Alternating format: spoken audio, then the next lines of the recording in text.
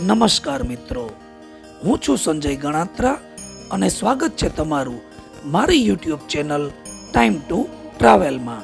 ગુજરાતનું પ્રસિદ્ધ રણછોડરાયજીનું મંદિર જ્યાં આવેલું છે તે ડાકોરના ઇતિહાસ વિશે તથા ડાકોરમાં આવેલું ગોમતી તળાવ કઈ રીતે બન્યું તેના વિશે પ્રચલિત માન્યતા અંગે આજે આપણે વાત કરીશું। એવું કહેવાય છે કે આજે જ્યાં ડાકોર છે ત્યાં અગાઉ દ્વાપર યુગમાં ડંક ઋષિનો આશ્રમ હતો।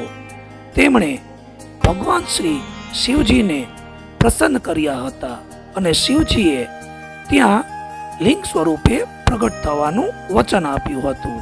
જે જગ્યાએ શિવજી લિંગ સ્વરૂપે પ્રગટ થયા તે સ્થળ એટલે આ ડંકનાથ મહાદેવનું મંદિર। ધીમે ધીમે આશ્રમની આજુબાજુ માનવ વસવાટ શરૂ થયો અને સમય જતા તે ડંકપુર નામનું નગર બન્યું। આ ડંકપુર નગર પછીથી ડાકોર તરીકે ઓળખાવા લાગ્યું। હવે આપણે વાત કરીએ ડાકોરમાં આવેલા ગોમતી તળાવ વિશે।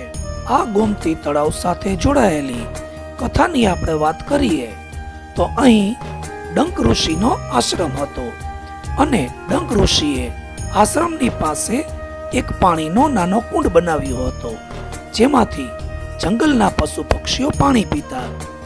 એક વખત ભગવાન શ્રી કૃષ્ણ ભીમ સાથે અહીંથી પસાર થતા હતા।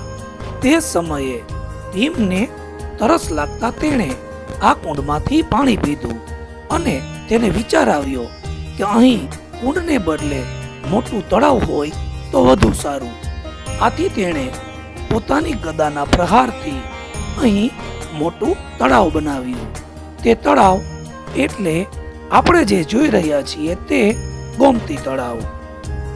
આ હતી ગોમતી તળાવ કઈ રીતે બન્યું તેના વિશેની પ્રચલિત માન્યતા। જો તમને આ વિડીયો ગમ્યો હોય તો લાઈક કરજો અને શેર કરજો તથા કોમેન્ટમાં જય રણછોડ લખજો। જો તમે મારી ચેનલ પર નવા હો તો મારી ચેનલને સબસ્ક્રાઇબ કરજો। ફરી મળીશું નવા વિડીયો સાથે, ત્યાં સુધી જય રણછોડ।